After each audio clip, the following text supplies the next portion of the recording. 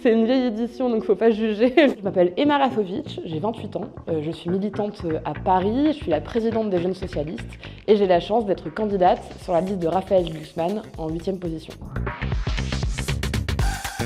Alors moi, c'est une longue histoire. Quand j'avais 15-16 ans, j'étais dans un lycée en Seine-et-Marne. Et dans ce lycée, en 2010, il y a eu une grande mobilisation contre la réforme des retraites à l'époque de Nicolas Sarkozy et François Fillon. Et donc, moi, je voyais mes enseignants, mes surveillants, mais aussi d'autres élèves à côté de moi se mobiliser. Et ça m'a donné envie de me mobiliser parce que je percevais qu'il se passait quelque chose d'injuste dans le pays.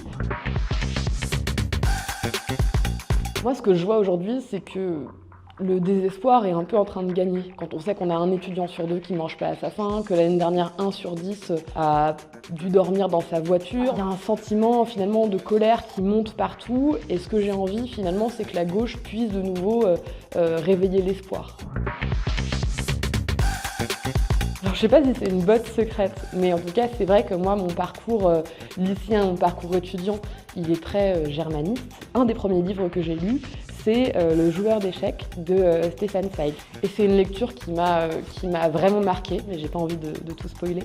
Mais ça raconte finalement à quel point on a besoin parfois d'avoir un espace d'imagination, de la culture dans sa vie et que c'est aussi la culture qui est une magnifique forme de résistance au totalitarisme.